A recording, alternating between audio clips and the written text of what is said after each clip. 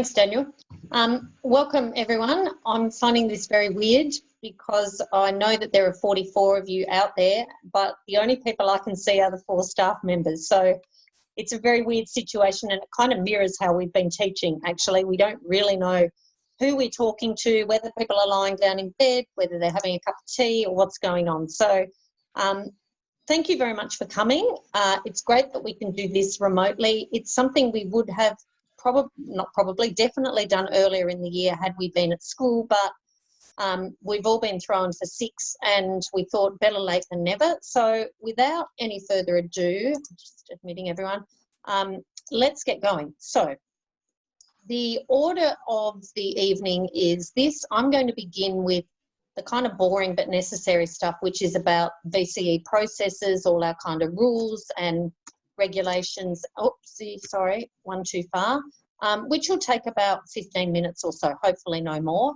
I'm then going to pass over to Bruce Knights, who is our Careers and Pathways Coordinator, who'll talk about the processes of getting into uni, basically. And I know that's really high on people's agenda, especially when today was VTAC Day.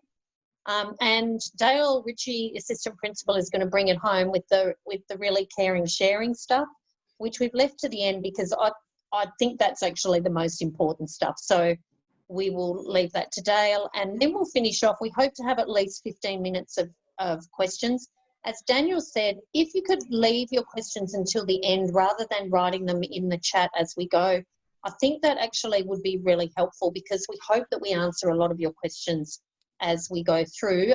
If you need to put a note down to remind yourself, that's fine. We'll aim to finish at 8, but I've got nothing else to do tonight, so we can go longer if we need to. Okay. Okay. Get a life, Sue. Get a life, yeah. All right. So the first bit is the kind of nuts and bolts stuff. And these are the 4 things we're going to go through, although we're not covering the end of year stuff much. So it's SACs and procedures and the SAC timetable. It's how does VCAR calculate the study score, particularly this year, because there have been changes. We're going to look at the GAT and exams, and we'll briefly get to end of year celebrations, but that's really the mystery at the moment. Okay, so let's begin with what all of your children are going through at the moment, and that's school assessed coursework, or the SACs. Things are getting very busy with the SACs. You'll notice that this week your children probably have had maybe one. Over the next 3 weeks, you will find that they will have multiple SACs and the stress levels consequently will go up. So just a few things about that. Sorry, okay. So Unit 4 is currently in progress. When all of this first went down, we were obviously in Unit 3, and VCAR spent quite a long time, too much time we thought, making some decisions about what they could cut from the course. What they cut was parts of an outcome from Unit 4. So Unit 3 remained the same. Unit 4 has been slightly cut down for every subject. But in actual fact, on the ground day to day, we don't really see much of a reduction. They did that because they recognised that this is a really difficult way of teaching and learning. And so while there's been some reduction, the number of SACs has pretty much stayed the same. The difference, obviously, is that we are doing them almost entirely remotely. You may have seen on the news this week, there was this thing about, oh, schools can go back and do SACs. That's really not happening. In very few cases where we have practical SACs, we can do that. But for the most part, what you're going to see over the next few weeks are your children doing their SACs at home, as they have done really for 2 terms. I just want to remind you and the students, because I hope students are out there listening, the rules around the kind of compliance are still the same with SACs.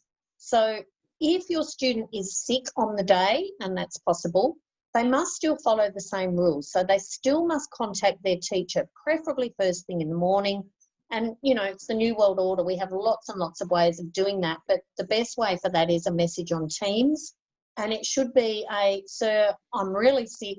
I've got whatever. I'm going to try and get in touch with the doctor. I'll talk to you later. can I please reschedule? Now, this is quite a big thing actually, because SACs are really part of coursework that has to be authenticated. So whenever a student asks to delay a SAC, we need evidence that something very serious went wrong. Our normal rule is you must get a medical certificate on that day to say why you couldn't sit the SAC. Now, what we know is that that can be a little bit difficult in this day and age, because a lot of it is telehealth, but we really do need some sort of evidence from the student to show that this was not just them, being a bit behind, trying to get an extra day, which is clearly unfair and inequitable. So can I just remind all students listening and parents to remind their students that SACs are like an exam. They really do need to turn up. The difference is this year, or under this system, is we've got the problem with technology. So we have built in allowances for technological issues on the day. The computer has the blue screen of death.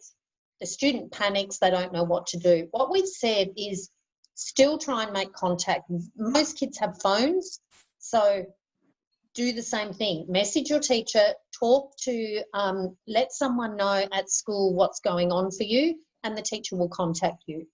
So I'm sounding kind of hard about this, and we are, but we also have a level of empathy for things going wrong, but the whole key is communication. Down the bottom, you'll see declaration of authenticity. It's really important that we have students sign this for every SAC. Because the kids are doing this work at home and it is being assessed, we, VCAR have asked us to get the students to sign a declaration declaring that everything is theirs and that they're not using any undue assistance or they're not bending the rules. So they're really signing something that's very official, and if we then get wind of them cheating or, doing something they're not meant to, the consequences are not great for them. Okay, I think that's it with SAC, so let's move on. Can I just remind students and parents, this is our SAC calendar, which is pretty crowded and pretty busy. This is obviously weeks 5 to 9, and the next one is the one we're moving into now. What you'll notice is that particularly week 10, so last week of term and the first week of next term, are really busy. These are the big stress points, and I know Dale will address this later on. But we have this SAC calendar so that students always are able to look and plan their time, but we also encourage them to always be checking. We are updating this. This is a live Word document, and I've put the link down here. But students need to be aware of where all their SACs are and plan their time accordingly. So this is our working document. I try to keep updates on Compass for parents, but sometimes I forget. So if you want to shoot me an email if I forget, please do so. The students always have access to this. Dale, feel free to chime in at any time if I'm skipping something. Okay, now on to this issue of how study. So I think one of the big questions for students are, how will this whole thing work with COVID? We've missed so much school. Is VCAR going to take into account the fact that we have been closed at Keilor Downs College 15 days more potentially than most other schools? So VCAR absolutely recognise this. What they have done is they have invented this new thing called consideration of educational disadvantage. I'm calling it the COVID compensation because it's easier. So what's going to happen is this. For every subject, students get a study score that is a ranking out of 50. This little graphic over here, actually, if you want to understand more about study scores, is straight from VCAR, and it's a really excellent way, I think, of understanding how study scores are calculated and how students are put on this continuum of a bell curve between 0 and 50. So how is a study score calculated? Normally, it involves the student's coursework, so their SACs or their SAT. It involves an element of the GAT, but I'll come back to that later and explain. It involves obviously their exams. So their exams are worth anywhere between 33 to 50% along with their coursework. This year, the additional thing that's going to be considered in the calculation of their study scores is this thing, the consideration of educational disadvantage. Now, how it's going to work, we believe, we haven't been given every detail yet, is that teachers are going to be asked to judge where a student may have been sitting in that class or the cohort order. So whether they be in the top third or the middle or the bottom, whereabouts they would have ended up before COVID and after COVID. So we are being asked to judge on our best knowledge how much COVID has affected students. Now, we know, as I said before, that it has affected many of our students a great deal. Some more than others, but definitely Keilor Downs as a college has been off work for longer than many other students. So our judgment will be part of that. We also know that for some students in their homes, life has been very, very difficult. We know of families where there are very many children, there's limited internet, there might be parents who are out of work, and the situation is really quite dire for them. So our judgment is going to take all of those sorts of things into account.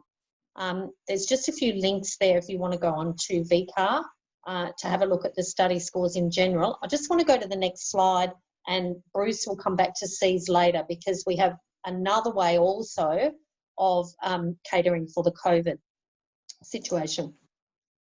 So this next slide is specifically explaining this new thing that we are going to be asked to judge. And I want people out there, oh dear, I want you guys to see this as a very reassuring thing. So this is straight from the VCAR website, which is kind of our Bible, I guess. Now I can only see half because I can see your faces. All right. This bit in red said the process will require schools to provide the VCAR with information on students and school circumstances to help calculate their study scores. Now this, as I said, is totally new. What you see below is the dot points which they will consider, or we will consider, in making that assessment on how badly COVID has affected students. We think the one that is a really big one for us is this: long-term or multiple school closures and significant gaps in continuity of learning. So in those 3 separate lockdowns that we had that other people didn't have, we know that the continuity of learning was very much affected. But so was the health and wellbeing of a student and their immediate family, ongoing issues while learning remotely, students dealing with substantial extra family responsibilities, mental health, financial stress, family violence, family member losing their job. So all of these things are what I'm calling the COVID compensation, things that we hope will help to boost the children's or the student's study score. Now, as we say to the kids, it's not going to turn your study score of 25 into a 45. It's not a miracle worker.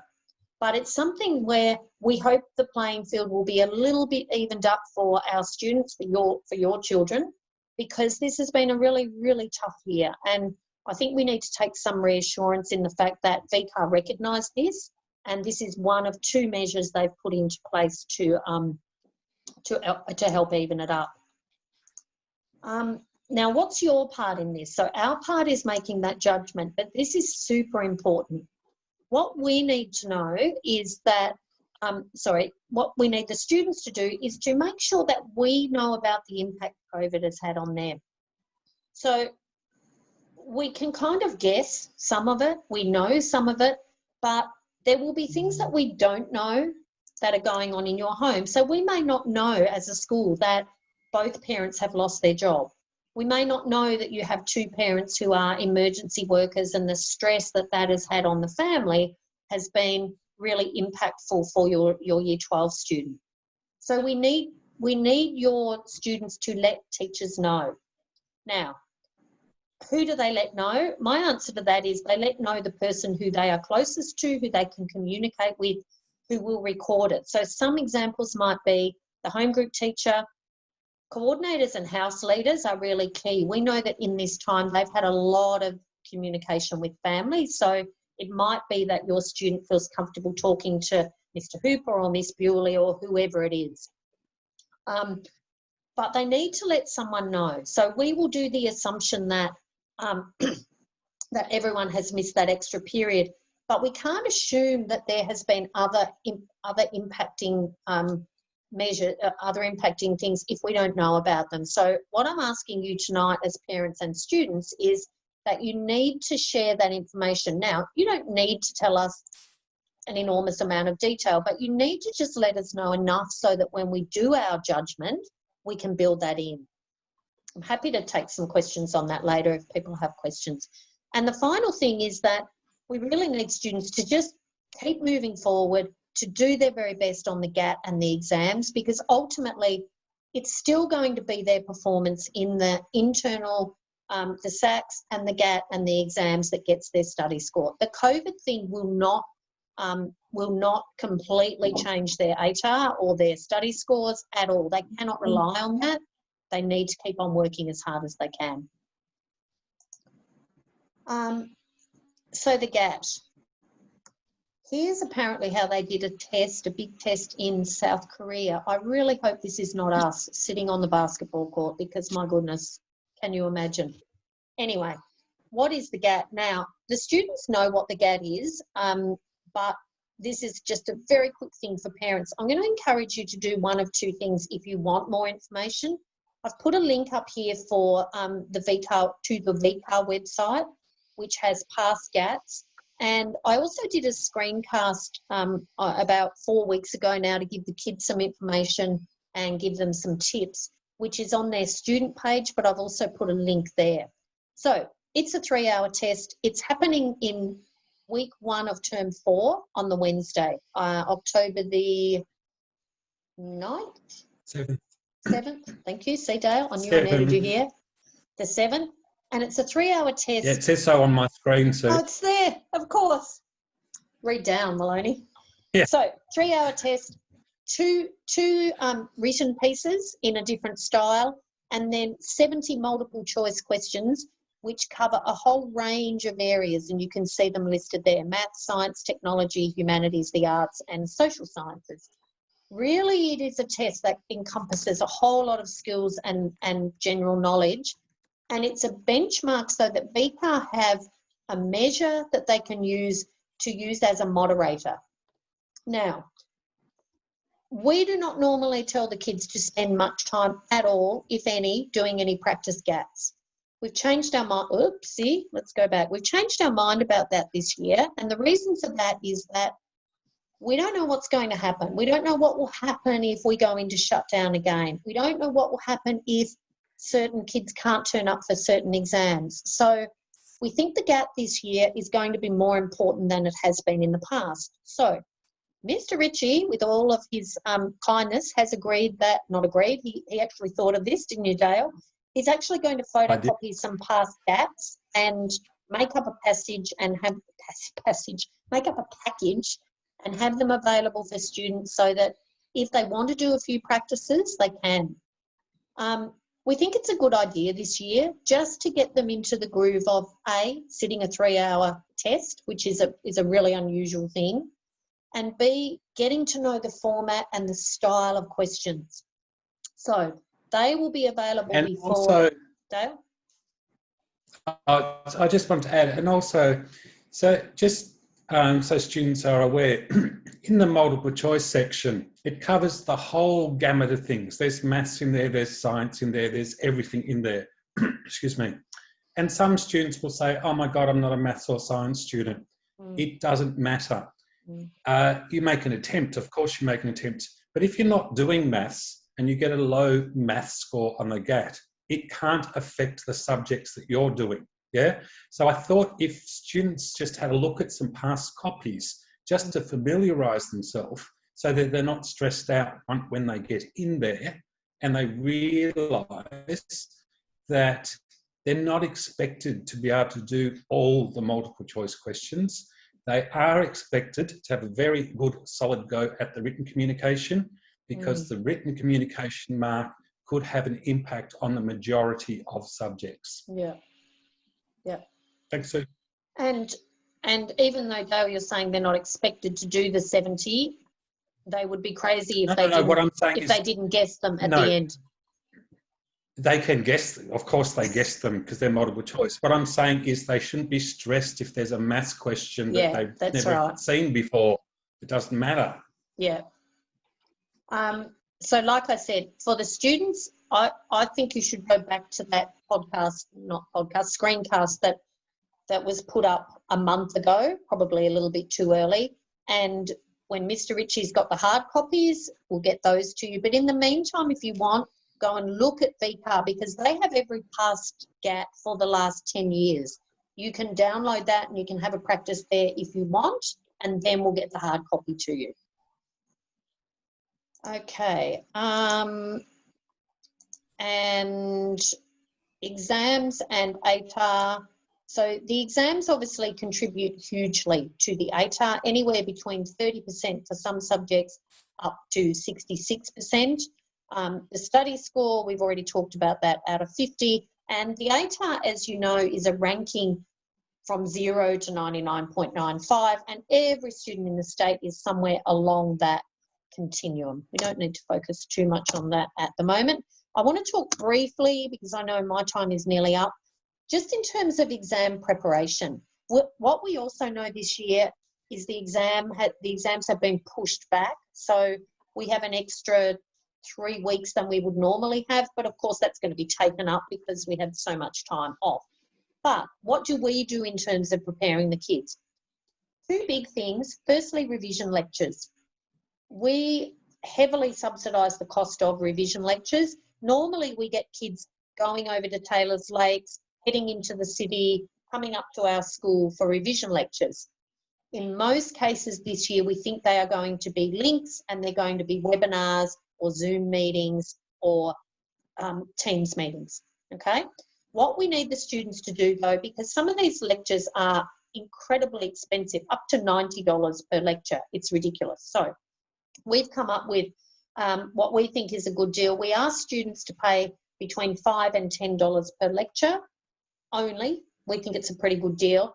And what will happen, you guys, is that teachers will be putting up events through Compass. You'll be asked to pay either $5 or $10. So it will mean that no student is paying more than $50, which is a significant bargain, really. We strongly, strongly encourage you to go to every lecture that's available, every revision lecture that's available. Many of them will be happening in the holidays. Normally what we do in the holidays is our practice exams. We're not doing that this time just because our timeline's been pushed out, but what's going to be replacing it is revision lectures. Again, the students, it's not quite finalised yet, but when it is finalised, there'll be a link up to that document on Compass and on Teams so that parents and students can all see when the revision lectures are on. What else? I've said all of that there. The other thing that we run is practice exams. So practice exams will be in week 2 of term 2 for 3 days. Now, they will be off time, students will be off class time, and they'll be asked to come up to sit a practice exam. We cannot stress highly enough how vital these practice exams are. The students will not get to sit another 3-hour practice English exam. So that Monday of week 2 is really, really important. That timetable will also be up hopefully by the end of term, if not a little bit later. And then finally, the last thing is the students will have about a week from in week 5, term 4, where they will be studying from home. In the olden days, we called it SWAT back, swatting vacation. We don't call it that. We call it home study now. And in that time, teachers are available during normal class time for students to come in.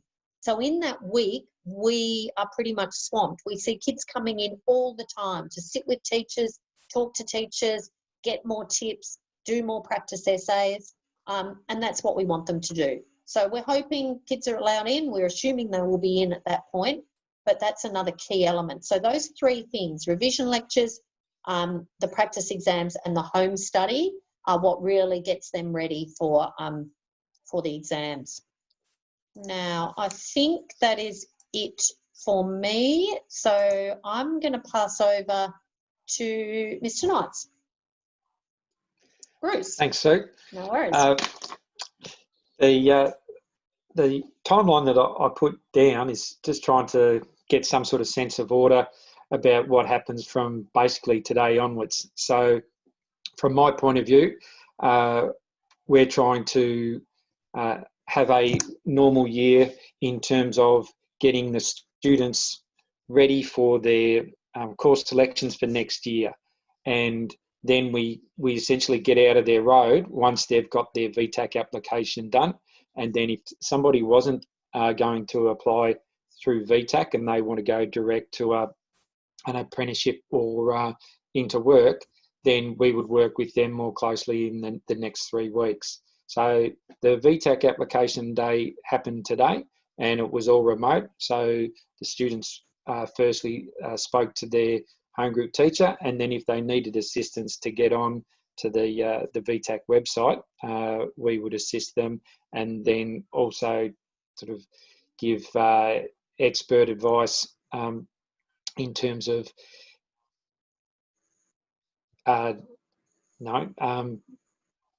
sorry, you're watching a male trying to multi-skill.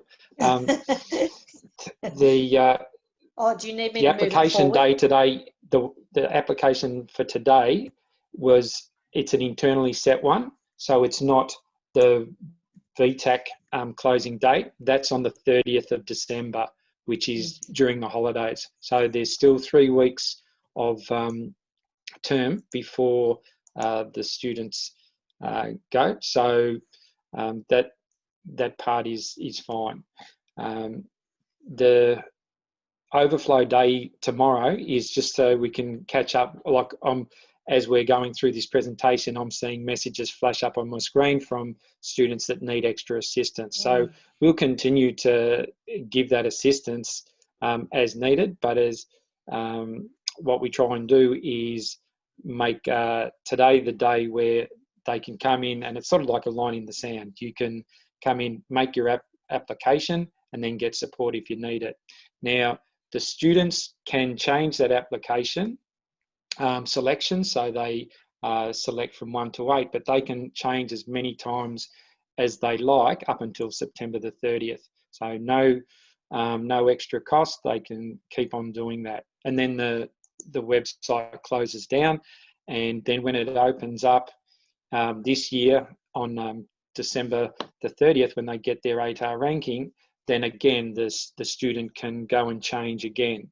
So there's opportunity to do that, but they've got to do the research, and this time on the calendar is usually after all the open days. So the student goes to the university, but this year the universities have been doing open days online. So they can interact with the university, but they don't get that sort of the buzz from going to university grounds and seeing and talking face to face. So interestingly, we've had, at last view, we had just under 90 students had registered, but 38 had applied. So there was a bit of a reluctance this year, and I just want to reassure students and parents to make those applications today. So you register and then you make the application, because you can go back and change it as many times as you like in the next 4.5 weeks. Now, in terms of if you weren't ready to pay that today, again, it doesn't matter. The main thing is you get registered and then you can apply. And even if you don't actually go through with the payment, you won't get an offer if at the end of the year you decide to not go through VTAC. But what I'm saying is get registered and apply, and then you can pay later up until December. So December the 17th is the last day to pay your VTAC application.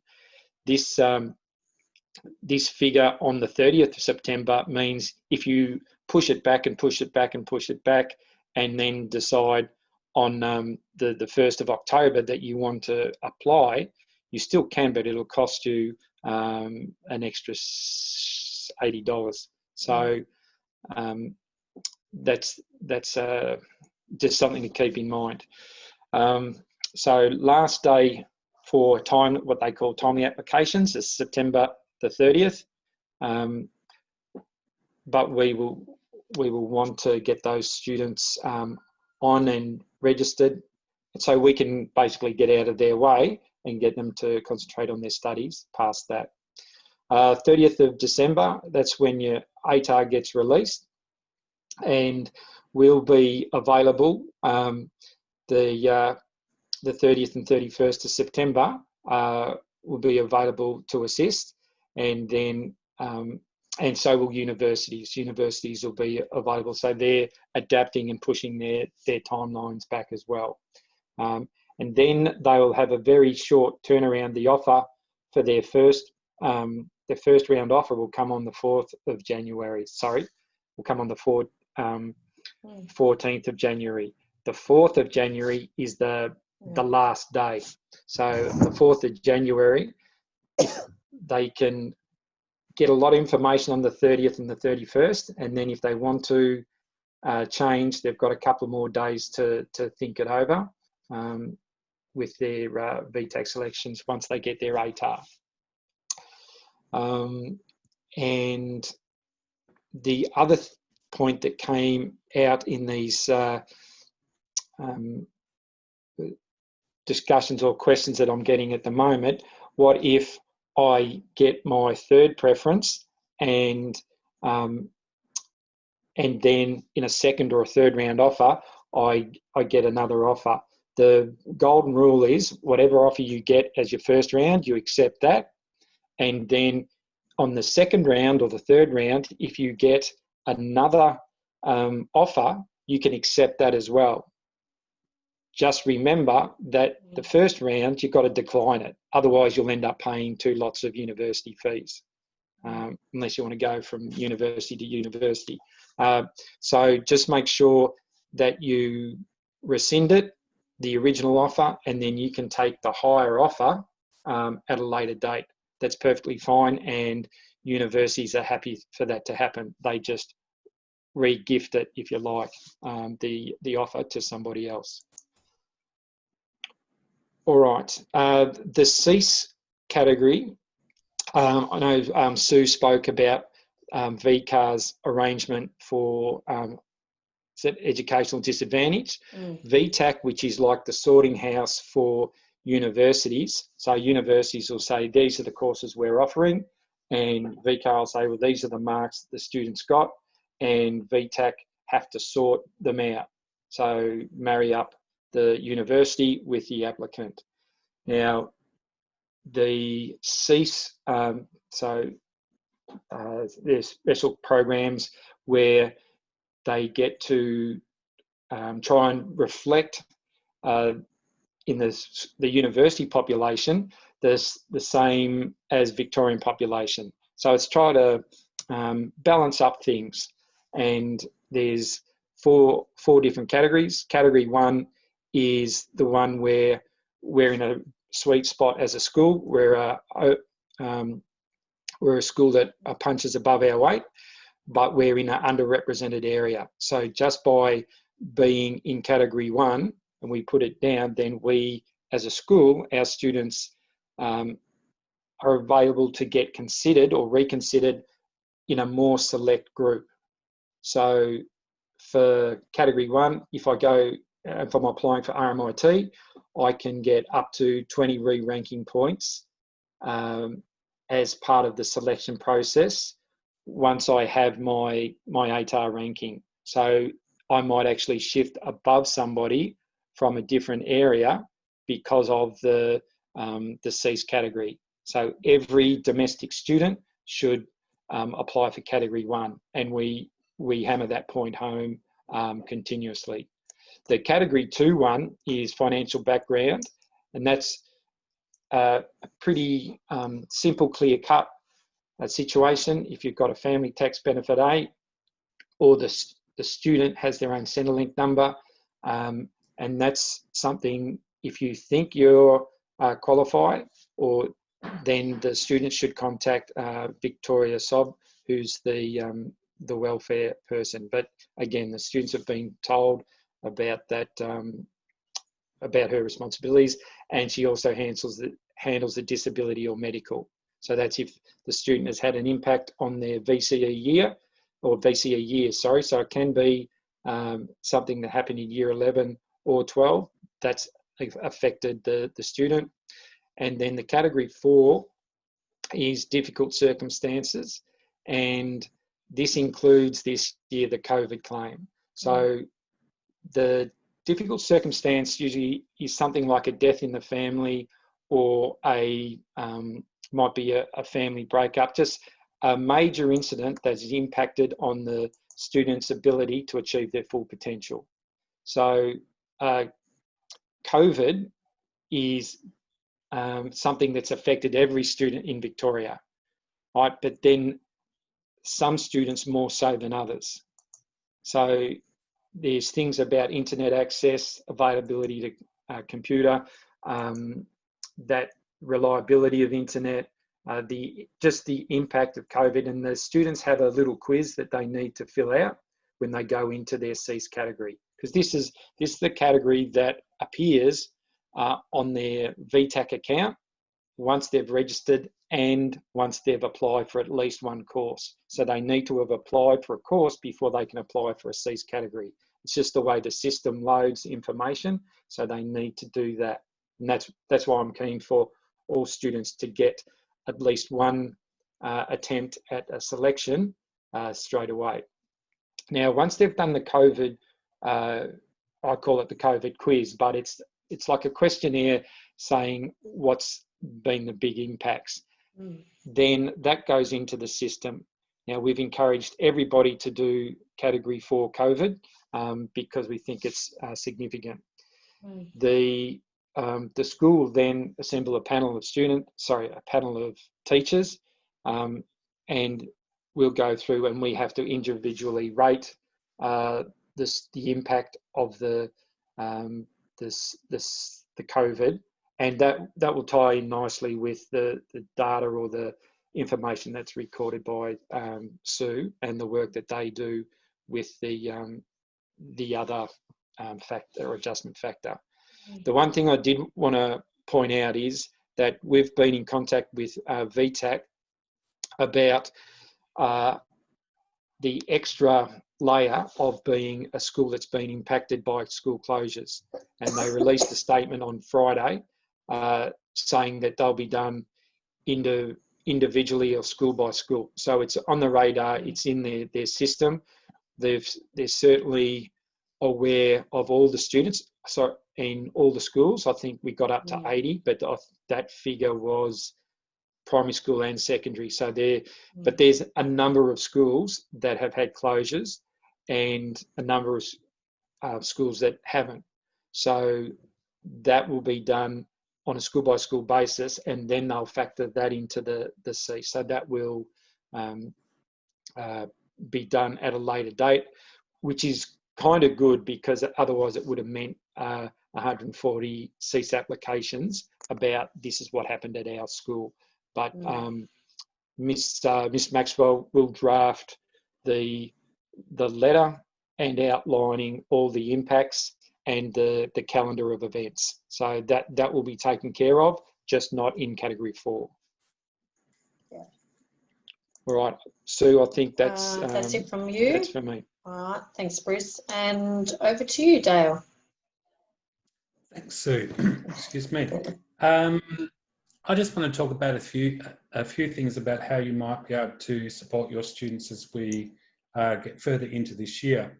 But first of all, I wanted to say on behalf of all of us, all the teachers at the school, how proud we are of our Year 12 VCE students. We're the only school in the state that's had 3 additional lockdowns. And each time students have returned back to school ready to work. In fact, our attendance rate, you probably saw in some of the messages that Linda sent to you, but our attendance rate for Year 12s in the last couple of weeks of term 2, when winter was starting, was better than it normally is in a winter period. So we're really, really proud of what our Year 12 students have done to this date. Having said that, it's been a prolonged online period that we've been having now. And so it's becoming harder and harder for all of us. I know myself as a teacher that I'm struggling to work out what's the best way to teach my classes online, whether I'm getting the message across, you know, whether I need to be doing more or less talking, more or less work, whatever. So I can fully understand the struggles that some of the students might be having, and particularly because it is so much more difficult to share the workload when you're stuck at home by yourself. Oh, I've lost my... okay, yep. Sorry, thank you. Thank you. So I'm just going to talk about a couple of things, beginning with maintaining motivation. And it is really, really hard at this period to maintain motivation. It's hard for us normally with the weather that we've been having, but it's hard when you're not able to go out and meet your friends. So I think what we really want to encourage students to do is to set daily and or weekly goals, potentially daily goals, really. Weekly goals are probably too big. Setting daily goals the night before and, you know, feeling good about yourself once you've met those goals at the end of the day. Starting the day with breakfast and some fresh air. Can't stress enough, and my psych kids would be able to tell you this, but can't stress enough the importance of getting outside first thing in the morning to get some natural light. Now that it's getting lighter a little bit earlier, but can't stress the importance enough, what it can do for your body to just get out there and get some fresh air and natural light. And the other thing is to try to treat the day as a normal school day. And I know that's difficult, but if kids can get up, get under the shower, have some breakfast, get dressed and treat the day as a normal school day, they're actually in a far better mindset. It's really easy for us, and I did this for quite some period. I'd get up in the morning, make a cup of coffee, get back into bed with my laptop and be all snug in bed and, you know, answering some emails, but I really wasn't achieving a great deal and didn't actually feel that good about it. So I just think it's really important for us to get up, you know, be ready to start the day as normal and try and get through a normal school day. And when we're talking about now, with our Year 12 VCE kids, a normal school day, well, a lot of you are, you know, online with your teachers or doing normal work between 9 and 3 o'clock, but we've really, really, really got to be thinking about we should be studying at night too. If we were at school at this time, we would have the 6 hours at school and you would be going home and doing 2, maybe even 3 hours of homework / study, getting ready for the end of the year. My feeling is that given that we are at home at this time, should be able to work until 3 o'clock, then have a long break, go for a walk, you know, get out off your screens, etc., and then do another couple of hours after dinner. Next one, please. Now, one of the things that we're all really missing out on is the social connectedness. And something that we've been trying to encourage students to do is to actually do tasks together. When we're at school, it's really easy because you just chat to the person sitting next to you and you can work on a task together and you can argue about it and you can solve the problem together and work out what you have to do. Much, much harder when you're sitting at home in your bedroom alone, but it doesn't mean that you can't go on to create your own team of working with other kids and completing tasks together. And I don't think that's something that our 12s are doing enough yet. Really, as we're coming up to the real study time, getting ready for the exams, that's what we should be doing. The other thing is students can come up to school if they need to. So you will have heard, and maybe some of your children are already, but we've had some students at school doing practical subjects where it's impossible to do those tasks at home. We're allowed to do that. We are running a on-site program for students that need to come up to school. That includes our Year 12s. It might not be because they need help per se. It might be that they need a break from home. This is not breaking the rules. It's not breaking the stage 4 restrictions. We are allowed to have a certain number. At the moment, we don't have very many at all. So if you think it would be in your child's best interest to come up to school one day a week, and they can come with a friend, that's fine.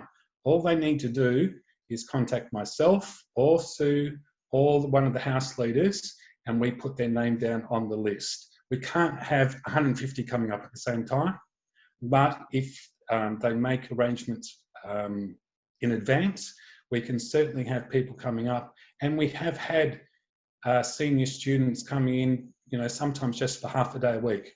Great chance to meet with somebody. There's plenty of space in the VCE section to physically distance, but still have the time to socially connect with, you know, one or two of their friends.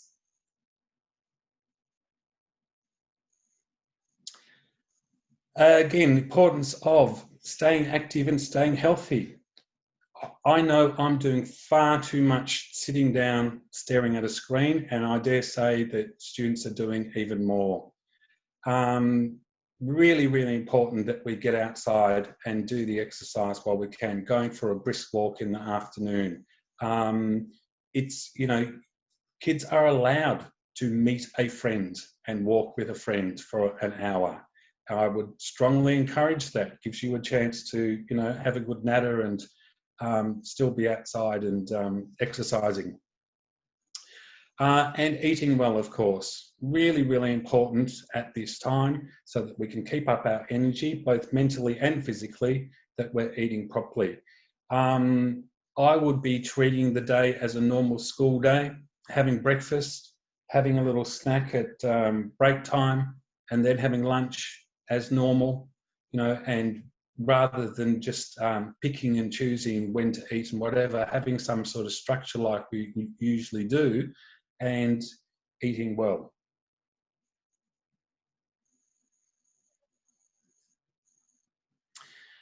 Can't stress enough the importance of sleep. As parents, you'll know that at times that sleep seems to be an alien concept for some adolescents. And in these times of remote learning, it's probably even worse because it is so easy to sleep in because you don't have to get up at 7:30 or 8 o'clock to be at school at 9 o'clock. But if we're going to stay motivated and reach our daily goals, we've got to be doing that. We've got to be sleeping at an appropriate time, getting up at an appropriate time, getting under the shower if necessary to wake up, having some breakfast, getting dressed and being ready for the day. It's important to have good sleep, obviously, and adolescents should be having 9 to 10 hours sleep, which they probably can do in this time since they've got half an hour or an hour extra in the morning rather than having to get to school. But also really important to think about proper sleep hygiene and getting off the screens and other devices at least an hour to 2 hours before they're trying to get to sleep. And preparing for term 4. It is the time now to start thinking about the exams. We've only got 3 weeks of this term, 4 weeks of term 4, and then we're into exams. So now is the time to be starting to think about it. Sue already spoke about revision lectures. Really important that students get their hands on as many practice exams as they can and start doing those practice exams over the holidays. Yes, they might also be preparing for their final SAC when they get back. Doing practice exams, of course, could help in preparing for those SACs. But the most important thing is spend the time wisely over the holidays, doing some practice exams and finding out, my big thing is know what you don't know. Students need to come to school in term 4 ready for those last 4 weeks, which will predominantly be revision, but with the questions. Teachers cannot reteach the whole course in the 4 weeks that we have when we get back to school. So students need to know what they don't know. They all have copies of the study designs for their subjects. They should all be able to use those as a checklist when they're doing their revision. Going through practice exams is a great way of finding out. You might do some practice exams in the holiday period and realise there's chunks of outcome 1 in unit 1 that or unit 3 that you can't remember anymore, that you want the teacher to go over. That's the great thing about doing practice exams over the holidays, because you find out what you don't know.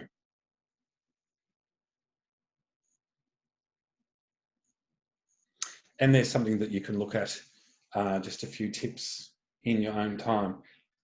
Can I just stress a couple of things, because we're just about to finish up and we'll have a bit of a question time, but really can't stress enough, if students need to get out of the house, they can come into school. I know there are some students who are losing motivation, becoming grumpy at home. There's young kids at home running around screaming all the time. They can't sit down and do their, as a year 12, can't sit down and study in a quiet environment, etc., etc. Or they're just missing the contact that they normally have with friends. A lot of kids rely on somebody else sitting next to them in class to help them through. That's just a natural thing, that you share the workload when you're in the classroom. You can talk about it. You can gossip a bit while you're talking about it. And that's what we're missing out on. So really, if your child would benefit from coming into school 1, even 2 days a week for the next 3 weeks, then don't hesitate to get in touch with us.